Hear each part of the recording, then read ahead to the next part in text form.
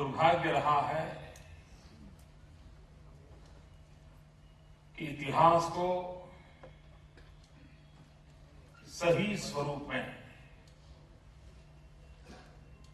देश की जनता के सामने प्रस्तुत नहीं किया जा रहा है।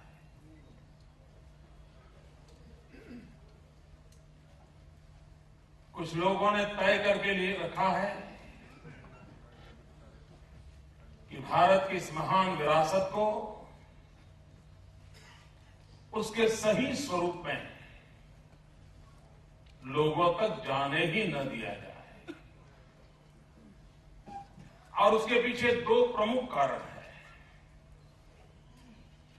एक वर्ग ऐसा है जो आज भी गुलामी की मानसिकता से उभर नहीं पाया है, और दूसरा वो वर्ग है जिनके लिए हिंदुस्तान सिर्फ जमीन का टुकड़ा है। उनके लिए देश 1947 में ही पैदा हुआ है, और ऐसे लोगों ने इरादतन भारत की इस महान विरासत को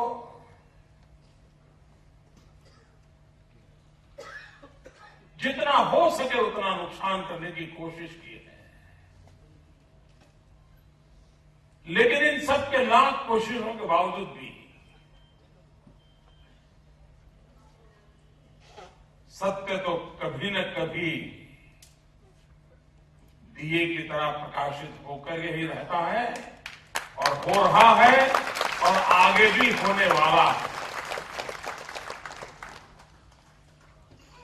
हमारे देश में कई महापुरुष ऐसे हैं जिनका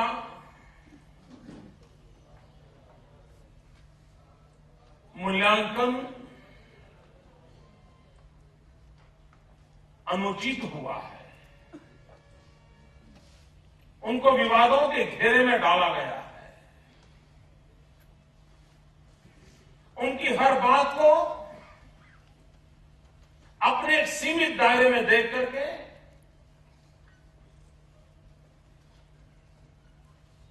हमेशा हमेशा उनको नकार दिया गया है। हमारे देश का एक दूसरा दुर्भाग्य रहा है कि इस देश के कई महापुरुषों ने अस्पृश्यता को खत्म करने के लिए अपना जीवन खपा दिया, लेकिन दुर्भाग्य से राजनीतिक अस्पृश्यता को अधिक बल देते गए। और राजनीतिक अस्पृश्यता के शिकार होने वालों में वीर सावरकर जी का नाम प्रमुख है।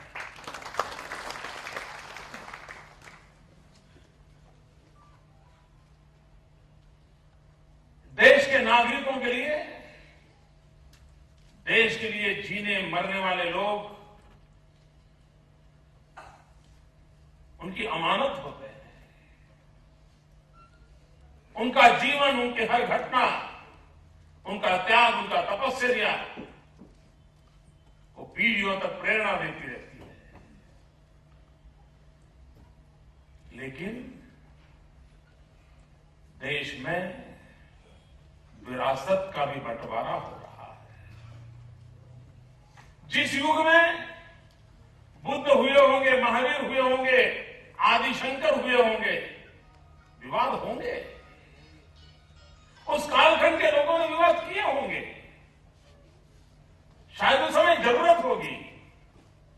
लेकिन आज हर किसी को बुद्ध भी अपना लगता है, महावीर भी अपना लगता है, आदिशंकर भी अपने लगते हैं। उस कालखंड में हुआ होगा। उस समय के अंदर विचार भेद हो सकते हैं, लेकिन विरासत में विचार भेद को तवज्जो देकर के ऐसे जीवनों को नकार देना भावी पीढ़ी को कभी प्रेरणा नहीं देता है। और ऐसी विपरीत परिस्थिति में सुधीर फड़के जी ने कितना बड़ा साहस किया था। ये कठिन काम था, विदेशों में शूटिंग करना था, पाउंड और डॉलर में पैसे चाहिए, और मैं उनके साथ उस समय काफी निकट था।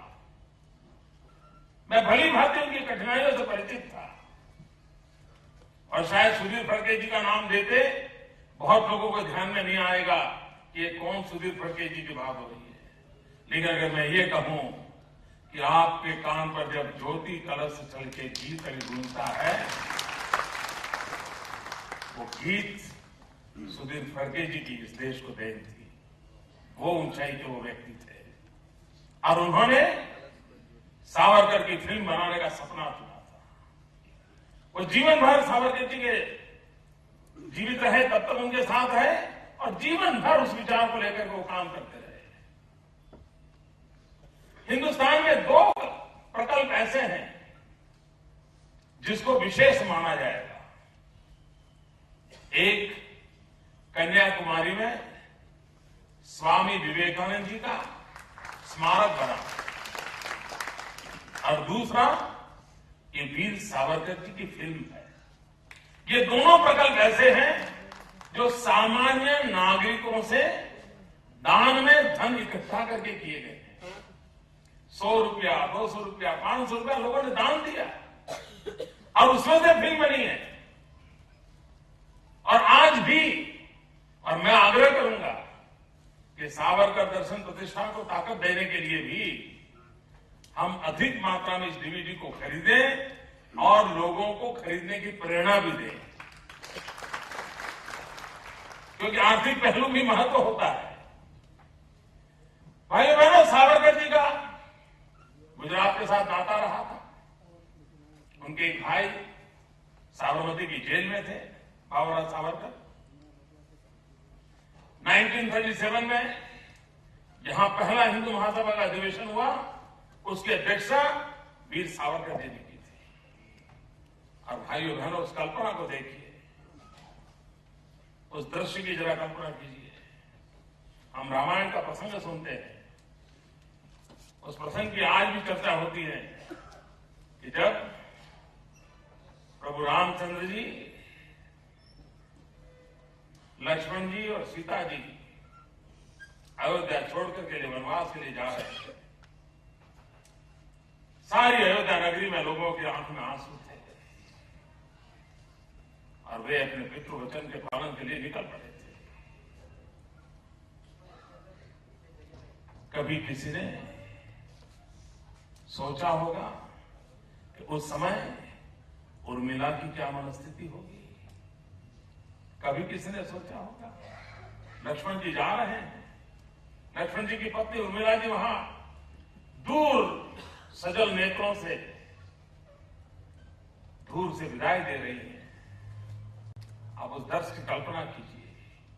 भाइयों बहनों, जब मैं सावरकर जी के जीवन को पढ़ता हूं, मुझे वो दृश्य याद आता है कि जब एक नौजवान शादी होने के बाद परिवार के सपनों को पूर्ति के लिए, बैरिस्टर बनने के लिए विदेश की धरती पर जाता है। बैरिस्टर बन के आएगा, पूरे परिवार के आन शान बन जाएगा, ये सपना हर व्यक्ति ने देखा होता है। और उस सावरकर जी की पत्नी ने तो कितने सपने संजोए होंगे। जब पति ब्रिटिश लंदन में बैरिस्टर की पढ़ाई करते होंगे, कितने सपने देखे होंगे, और कितना इंतजार होगा जब बैरिस्टर बन के वापिस आएंगे, तब किस किस प्रकार से स्वागत करने का उनकी पत्नी के हृदय में भाव जगते रहेंगे। और तब जाकर के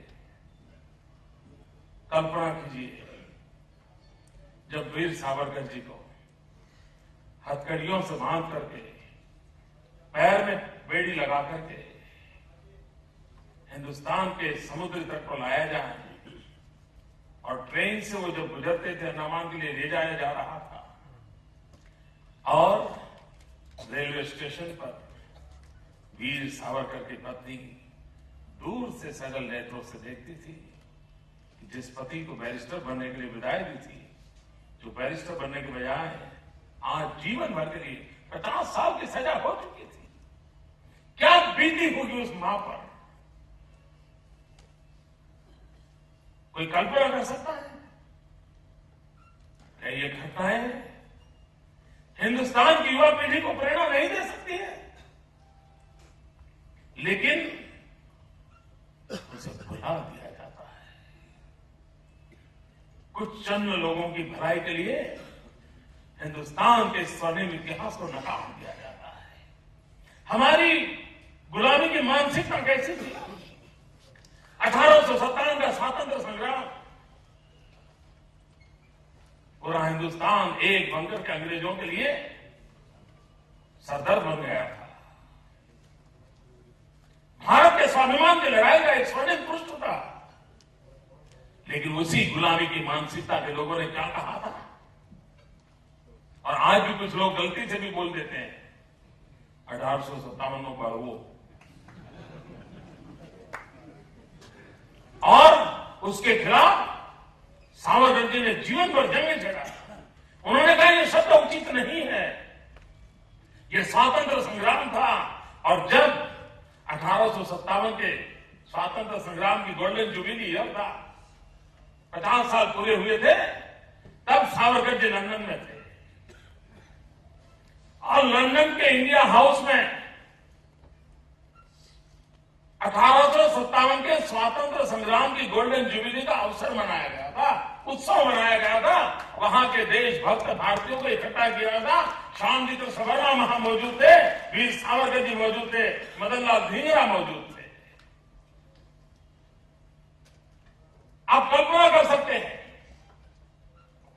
कि देशभक्ति की ललक कैसी होगी और इतिहास के प्रति कितनी सजगता होगी। और अंडमान निकोबार की जेल में क्या यातनाएं हुई।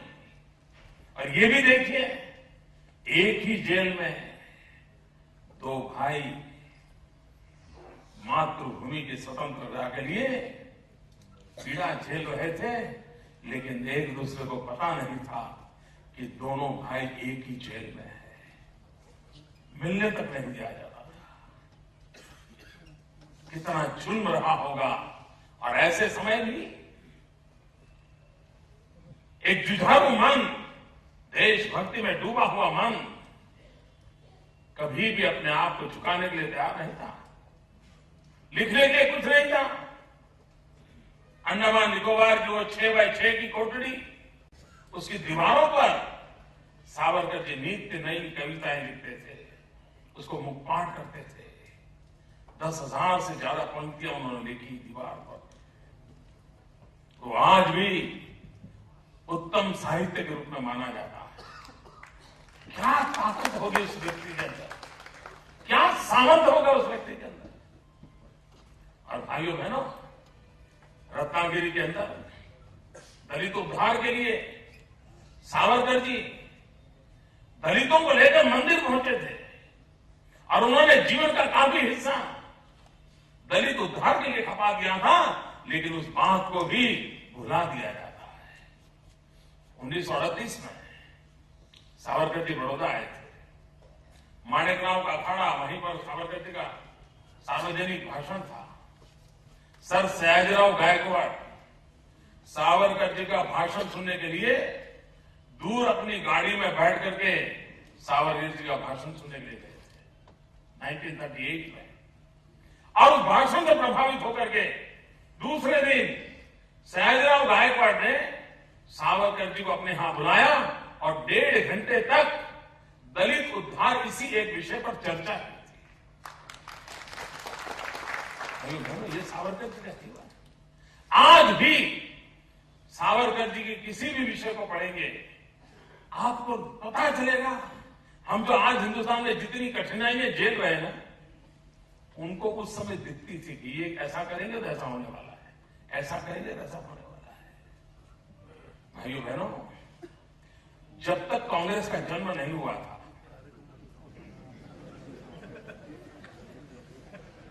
मैं बहुत जिम्मेवारी के साथ बोल रहा हूं,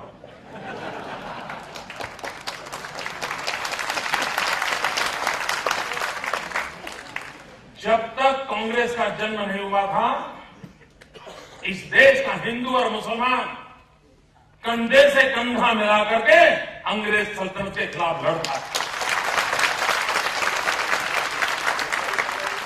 इतिहास गवाह है 1957 का स्वातंत्र संग्राम, 1857 का स्वातंत्र संग्राम, 1857 का स्वातंत्र संग्राम पूरे हिंदुस्तान में हिंदू मुसलमान एकता के साथ वो लड़ा गया जंग था और वो लड़ा गया आखिरी जंग था,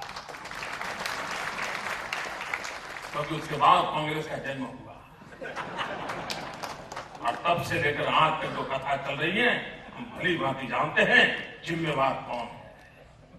जब तक उनका जन्म नहीं हुआ था ये रोग हमारे देश में नहीं आया था, ये रोग कांग्रेस के जन्म होने के बाद आया। भाइयों बहनों, सावरकर जी ने देश को बहुत कुछ दिया है, लेकिन हम लोग उन्हें कुछ नहीं दे पाए। इससे बड़ा दुर्भाग्य क्या हो सकता है। आज हम जो स्वतंत्रता का सांस ले रहे हैं उसके पीछे सावरकर जी का बलिदान है, ऐसे महापुरुषों का बलिदान है। लोकमान्य तिलक जी ने श्यामजी कृष्ण वर्मा को चिट्ठी लिखी थी कि मैं इस नौजवान को भेजना चाहता हूं, आप उनकी शिक्षा दीक्षा स्कॉलरशिप की कुछ व्यवस्था करें।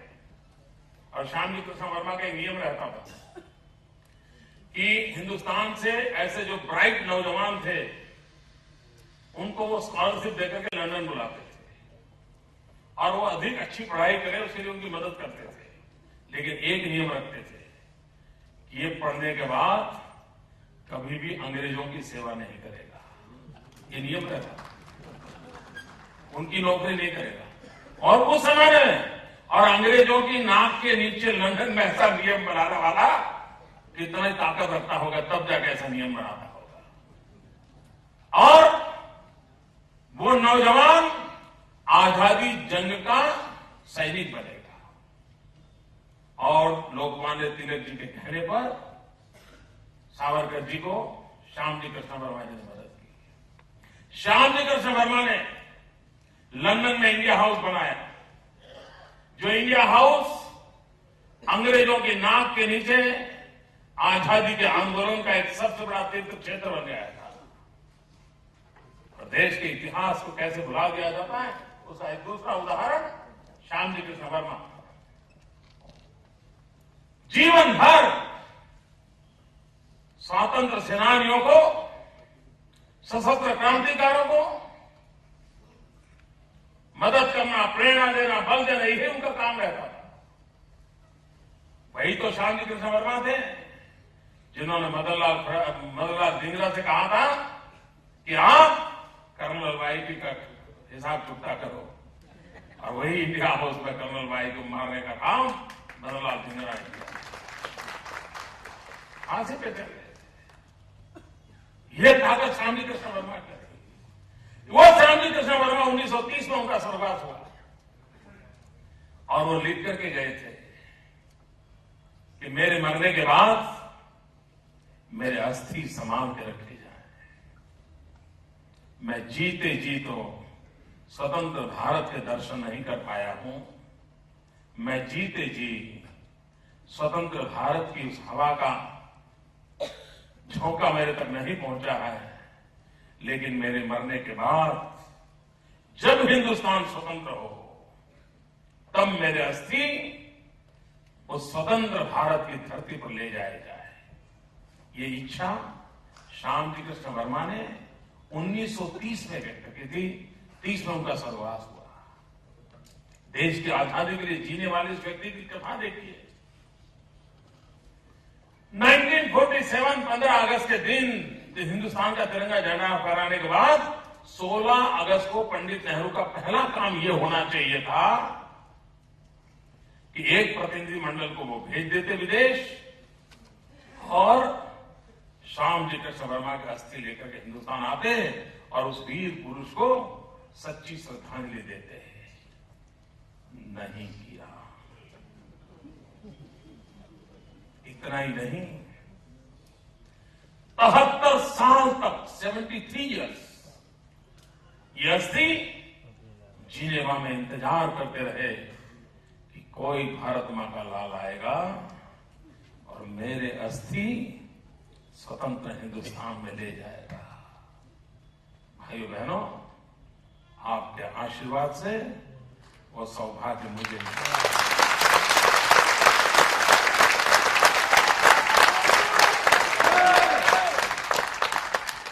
मैं 2003 में जिनेवा गया, शांति कृष्ण वर्मा का अस्थि अपने कंधे पर उठा करके ले आया।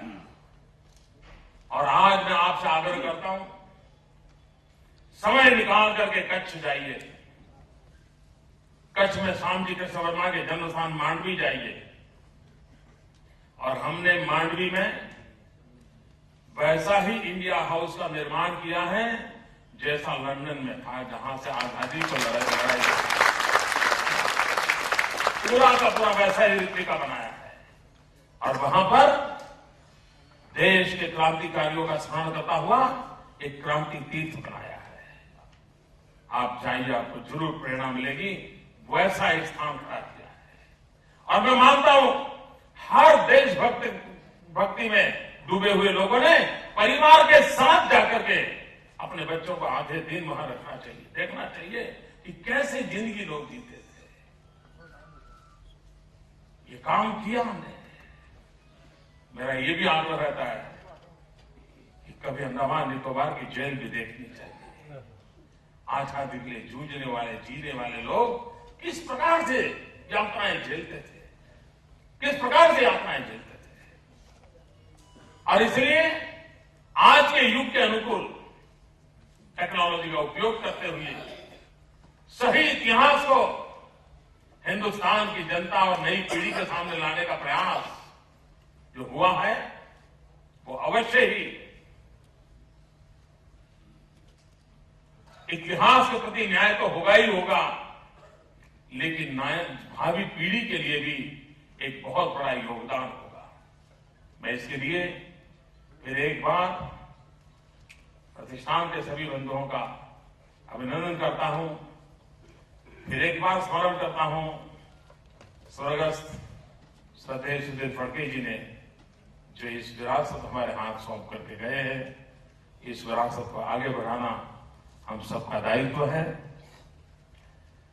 एक ऐसे अवसर पर, और आज सावरकर जी का जन्मतिथि भी है, मुझे आप सबके बीच उस पुण्य स्मरण का सौभाग्य मिला। मैं अपने आप को गौरवान्वित महसूस करता हूं। आज भी उन विचारों का महात्म्य उतना ही महत्वपूर्ण है जितना कि कल था, जितना कि आने वाले कल रहने वाला है। इसी एक श्रद्धा के साथ आप सबका बहुत बहुत धन्यवाद।